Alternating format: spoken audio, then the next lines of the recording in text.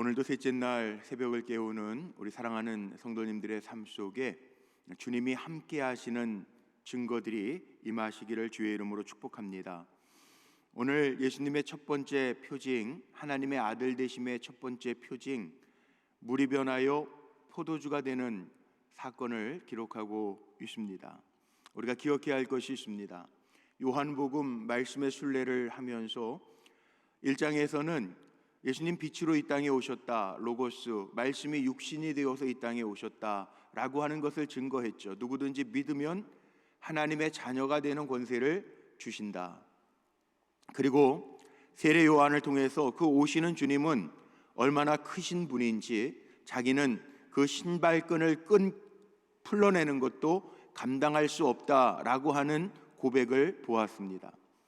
오늘 드디어 2장으로 넘어가면서 물이 변하여 포도주가 되는 예수님의 첫 표징이 기록되어지고 있는데, 이 표징을 한번 볼 필요가 있습니다.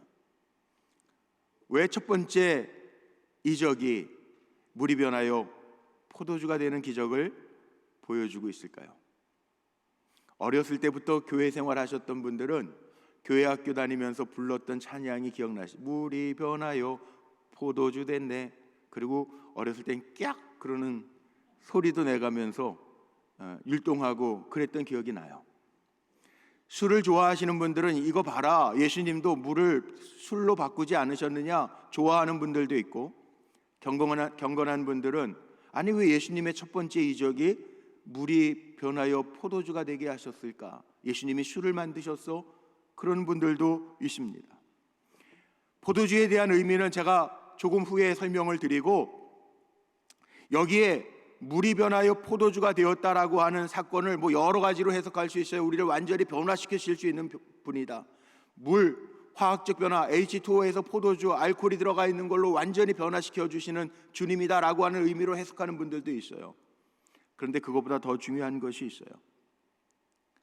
요한복음에서는 예수님이 빛으로, 말씀으로, 로고스로, 창조의 능력으로 말씀이 육신이 되어 이 땅에 오셨다라고 하는 것을 강조하면서 너무나도 위대하시고 크신 분, 세례 요한 사람들이 다 큰 사람으로 봤는데 내 뒤에 오시는 분이 더 크신 분이다 설명을 한 다음에, 요한복음에서는 지금 예수님이 하나님의 아들이심을 보여주는 첫 번째 이적을 보여주고 있습니다. 그러면 가나의 혼인잔치에서 일어난 사건이니까 결혼식에 대한 이야기일까요? 아닙니다. 오늘 말씀을 1절로부터 12절까지의 말씀을 보니까 눈 씻고 찾아봐도 누구의 결혼식인지는 기록되지 않았습니다. 유대인들은 결혼 풍습에 따라 짧게는 일주일, 길게는 2주일 동안 계속해서 잔치를 벌입니다. 누구의 결혼식인지 전혀 알 수 없지만 중요한 것은 여기에 예수님이 계시다는 거예요. 오늘 말씀 속에요, 거기에 예수의 어머니 마리아도 계시고 예수님과 그의 제자도 청함을 받아 그 예식에 함께하고 있다라고 하는 것을 설명하고 있어요. 그렇다면 오늘 말씀의 제목을 제가 왜 이렇게 정했는지 아시겠습니까? 첫 번째 표징인데요, 주님이 함께 하시는 자리, 주님이 함께 하셔서 함께 살아가는 자리, 거기에는 걱정할 게 없다는 거예요. 여기에서 우리 성도님들을 한번 축복하고 싶어요. 우리의 인생의 여정 가운데 주님이 떠나지 아니하시고 늘 주님과 함께하는 복이 우리 성도님들에게 함께 하시기를 주의 이름으로 축복합니다. 이게 가장 큰 복이에요. 예수님의 첫 번째 표징이 바로 그걸 보여주는 거예요. 마리아는 자기 아들이었지만 예수가 할 것을 믿었고요, 결국 예수님은 물이 변하여 포도주가 되게 하는 기적을 일으키셨고, 그 잔치에는 큰 문제가 생겼었는데 잔치에 포도주가 떨어졌다라고 하는 이야기는 그 당시 이스라엘 유대 풍습에 의하면 큰 신뢰입니다. 결례입니다. 문제입니다. 결혼식을 파장해야 됩니다. 그런데 그 문제가 잘 넘어갔다는 거예요. 주님이 함께 하심으로 말미암아. 기적이 필요한 데에는, 기적이 일어나는 데에는 필요한 것들이 있겠죠. 주님이 일하시는 데에는 필요한 것들이 있겠죠. 그게 뭐냔 말이에요. 오늘 그걸 좀 찾아보려고 하는데, 다른 게 아닙니다. 믿음과 순종이에요. 믿음과 순종. 오늘 본문에 보니까 갈릴리 마을 가나의 혼인잔치가 벌어졌는데 한참 흥이 돋아지는데 문제가 생겼잖아요. 문제가 생겼는데 문제 해결책은 다른 게 아니에요. 마리아도 예수님을 믿었고 하인들도 예수님의 말씀대로 순종했고, 그래서 역사가 나타났다는, 가나의 혼인잔치인 것만 알려줬지 누구의 혼인잔치 그거 중요하지 않다는 거예요. 우리의 삶의 모습이 누구든지 어떤 상황에 있든지 그게 중요하지 않다는 거예요. 내 인생에 주님이 계시면 된다는 거죠. 3절 4절 오늘 말씀해 보십시오. 거기에 보니까 포도주가 떨어져서 난리를 치르고 있는데 예수의 어머니는 뭐라고 이야기합니까? 포도주가 없다 하니 예수께 이르시되, 예수님 뭐라고 그래요? 이게 참 웃기는 얘기 아닙니까? 남의 잔치에 지금 초청받아서 갔는데 거기에 연회장도 있어요. 그러면 포도주가 떨어지면 걱정해야 될 사람은 연회장이고 하인들이고 그 결혼식에 혼주들이 문제죠. 왜 지금 마리아가 걱정을 하고 예수님이 이거, 예수님 말씀 여자요, 이게 나랑 무슨 상관이 있습니까? 손님이 갔는데 거기에 음식이 떨어지는데 손님이 무슨 상관이 있겠어요? 이 말 맞죠? 그런데 뭘 보여주는 이야기예요? 순종하는 이야기예요. 예수님이 버릇없이 여자요 그런 것도 아닙니다. 그 당시 헬라 문화 속에서는 우리식으로 얘기하면 마담을 높여주는 말처럼 여자들에게 높여주는 말인데, 이게 한글 번역으로 여자요 이렇게 표현되어 있는데, 그 당시 헬라 문화적으로는 이 여자요 존칭을 쓰는 거예요. 번역의 문제겠죠. 그게 중요한 것이 아니라 예수님이 그 도움의 요청에 거절하는 것처럼 보이잖아요. 손님으로 갔는데 거기에 포도주가 떨어졌던 안 떨어졌던 이 이적을 일으키는 게 나랑 무슨 상관이 있습니까? 나는 하나님 나라를 위해서, 요한복음 마지막에 가면 십자가를 지고 어린 양이 되어서 저들의 죄를 다 해결해야 될 일을 가지고 이 땅에 왔는데 아직 때가 되지 않았는데 나랑 무슨 상관이 있습니까? 그런데 그럼에도 불구하고 예수의 어머니 마리아는요, 5절 말씀에 보니까 하인들에게 명령해요. 예수가 무슨 말씀을 하든지 그대로 행해라. 자, 기적은 언제 일어나는지 분명히 우리가 기억하고 넘어가야 됩니다. 기적은요, 물론 주님이 일으키셔야 기적이 일어나요. 그런데 우리의 삶의 자세는 주님 말씀만 하옵소서 그대로 행하겠나이다. 믿고 영접하는 자에게 기적이 일어나는 거예요. 믿고 영접하는, 마리아도 믿었어요. 제자들도 믿었어요. 예수께서 무슨 말씀을 하시든지 그대로 해라.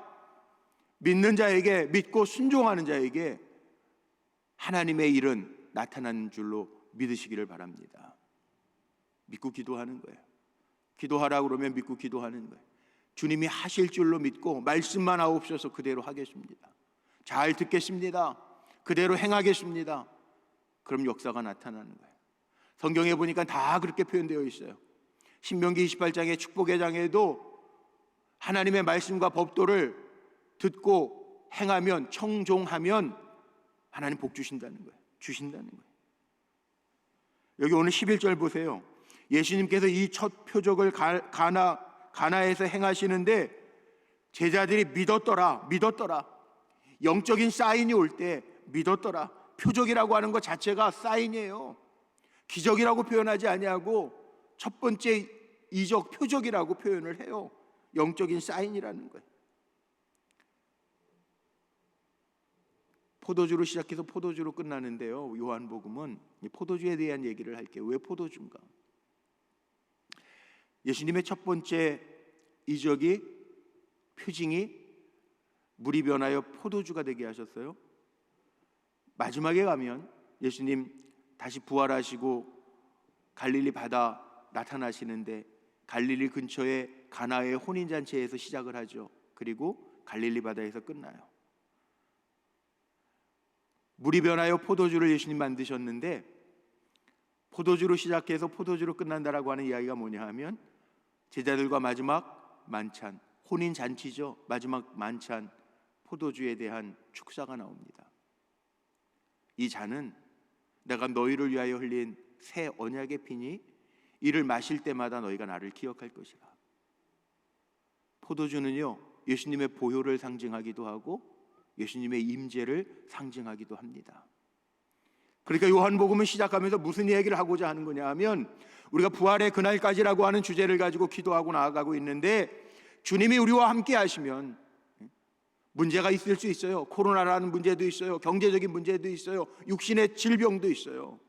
그런데 주님이 나와 함께 하시면, 주님을 기억하면, 포도주, 주님의 보혈, 너희는 나를 기억해라, 주님이 나와 함께 하신다를 기억하고 살아간다면 부활의 영광도 함께 누리게 될 줄로 믿습니다.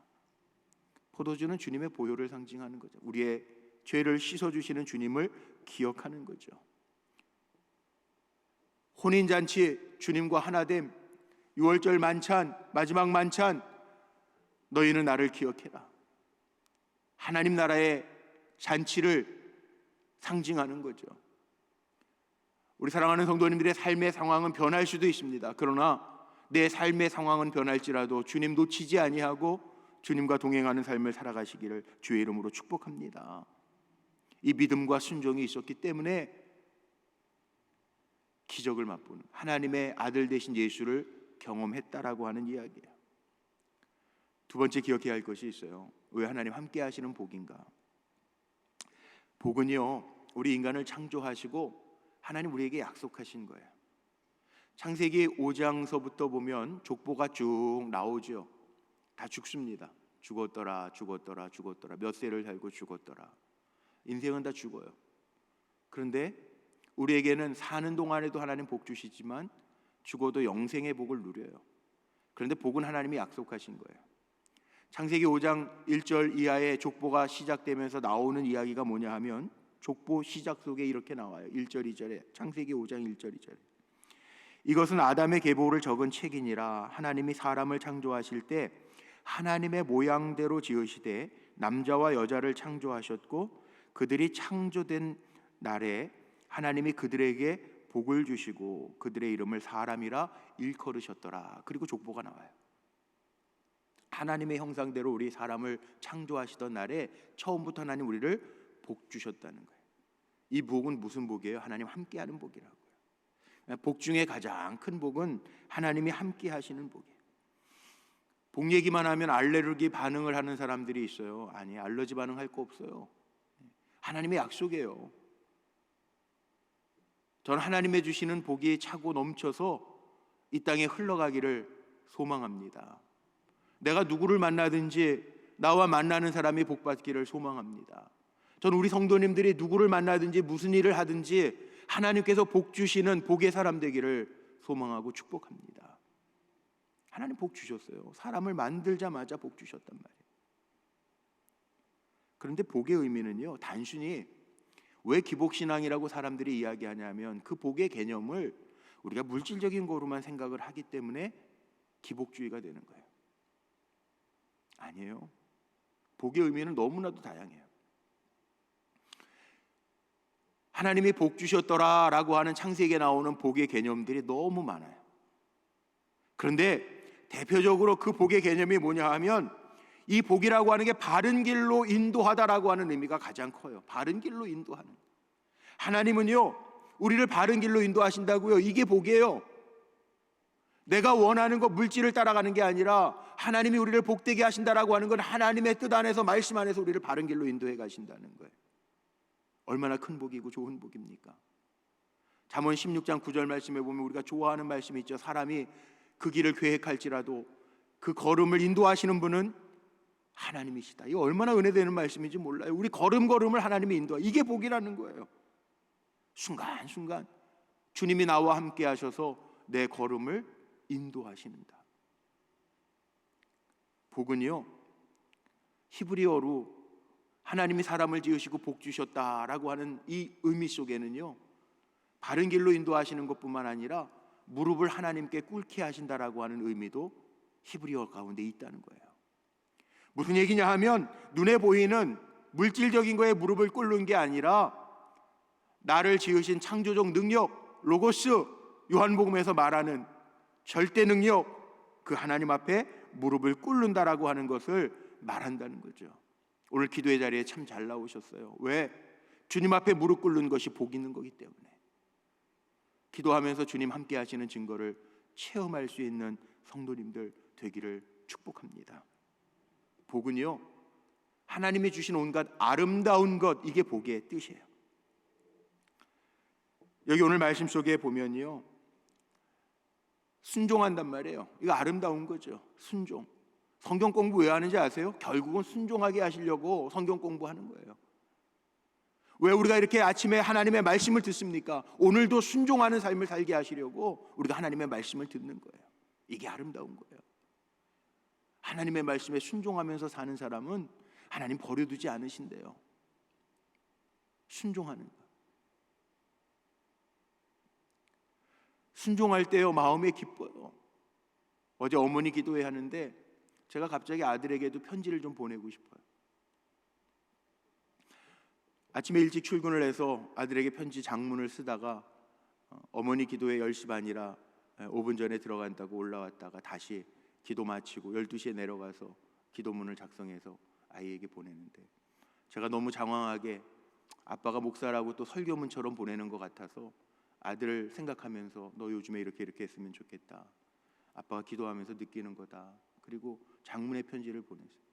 보내고 나면서도 이 녀석이 뭐라고 그러면 어떡하나 그러는데 밤늦게 답신이 왔어요. 다 읽어보고 뭐라고 답신이 왔냐면, 아버지 잘 알겠습니다, 아버지도 기도해 주십시오, 그러고 왔더라. 마음이 편해졌어요. 잘 들어줘서 고맙다 하더라. 부모 마음이 그렇잖아요. 하나님도 마찬가지예요. 하나님 언제 우리에게 기적을 베풀어 주시냐 하면 순종하겠습니다. 진짜 복은 이거예요. 하나님이 주시는 게 진짜인데, 고난이 있다고요? 고난의 길을 걸어도 하나님 우리와 함께 하시면 그게 복이잖아요. 사도 바울을 보십시오. 로마에 죽으러 갑니다. 순교하러 갑니다. 로마에서 대대적인 환영을 해주는 게 아니에요. 그러나 사도 바울은요, 환영해 주지 않아도 그래도 복음을 증거하기 위하여 묶여가더라도 하나님 나와 함께 하신다라고 하는 믿음 가지고, 그게 아름다운 복이에요. 진짜 복은 내가 하는 것이 아니고 내 삶 속에 주님이 하시는 것이 진짜 복인 줄로 믿습니다. 이게 복이에요. 이번 세일의 작정 새벽 기도에 부활의 그날까지 달려가면서 고난의 길도 있을 거예요. 부활의 그날까지 내 힘으로 감당할 수 없는 길도 있을 거예요. 그런데요, 하나님은 언제나 우리를 한 걸음 한 걸음 인도하시는 하나님이세요. 혹시 아십니까? 천국 가셨던 빌리 그레이엄 목사님 아시죠? 빌리 그레이엄 목사님 곁에는 늘 목사님 말씀 전하고 특별 찬양하는 한국 사람이 있었어요. 웩시 킴이라고 하는 여인, 들어보셨을 거예요. 그분 간증. 6.25 때 전쟁 때 눈 실명을 했습니다. 고아원에서 자랐습니다. 미국에 건너가서 대학을 졸업하고 성악을 공부했어요. 눈이 보이지 않아요. 빌리 그레이엄 목사님이 집회 다닐 때마다 그 한국분 웩시 킴이라고 하는 여인을 데려다니면서 특별 찬송을 하게 하는데 다 사람들이 집회 전에 울어요. 그분의 간증이 기가 막힙니다. 웩시 킴이 이런 간증을 해요. 하나님은 나에게 그때마다 은혜를 주신다는 거예요. 그때마다 닥치는 문제마다 은혜를 주시고 내 발걸음을 인도하신다는 거예요. 그분의 간증이 그래요. 제가 장님인 거 여러분 다 아시죠? 저를 인도해 주는 분은 100m 앞에 50m 앞에 뭐가 있습니다, 피하십시오, 이렇게 얘기하지 않는다는 거예요. 지금 당장 당신 발 앞에 웅덩이가 있습니다, 장애물이 있습니다, 얘기해 준다는 거예요. 자기는 인생을 살아가면서 50m 앞, 100m 앞 뭐가 있는지 그거는 자기의 걸음수를 세면서 걸을 수도 없다는 거예요. 그러나 자기를 인도해 주는 주님도 이와 마찬가지로 내 앞에 다가오는 문제들마다 그때마다 나를 인도해 주신다라고 하는 고백을 합니다. 그렇습니다. 인도자가 얼마나 중요한지 아시죠? 이게 복이에요. 주님이 나와 함께 하시면서 야, 이거 아니야, 내려놔, 알겠습니다, 믿음으로 내려놓을 수 있는 거. 야, 이 길 가지 마, 여기는 내가 기뻐하는 길이 아니야, 네 알겠습니다, 믿음으로 순종할 때 변화되어지는 역사가 나타난다는 것 기억하시기를 주의 이름으로 축복합니다. 내 인생의 주인이 내가 아니라 주님이 되셔야 돼요. 비행기를 타면 기장과 부기장이 늘 같이 동행합니다. 부기장이 왜 필요한지 아세요? 비행기는요, 혹시라도 운항 중에 기장에 유고가 생기면 부기장이 조종관을 잡아야 돼요. 그러나 그 비행기의 주 운전사는 기장이에요. 유고가 생기기 전까지. 비행기는 기장에 유고가 생기면 추락이니까 둘을 같이 세우는 거예요. 부기장을 같이 세우는 거예요. 직임을 주는 거예요. 기장이 유고가 생겼을 때 부기장이 조종관을 잡는다. 매뉴얼에 있어요. 그래서 여행객들이 편안하게 비행기를 타는 거예요. 우리의 인생의 기장이 누구예요? 내가 아닙니다. 주님이 내 인생의 조종관을 잡으실 수 있도록 맡겨드리고 우리는 순종하면서 가는 거예요. 이게 평안한 인생이에요. 요한복음 주님의 첫 이적이 바로 결혼식에 누구 결혼식이 중요한 게 아니라 주님이 함께 하셨으므로 문제는 있었지만 그 문제가 믿음으로 순종으로 넘어갔다라고 하는 이야기를 보여주는 거죠. 우리 사랑하는 성도님들의 삶 속에 주님이 주인 되어 주시는 은혜로 가득 채워지시기를 주님의 이름으로 축복합니다. 기도하시겠습니다.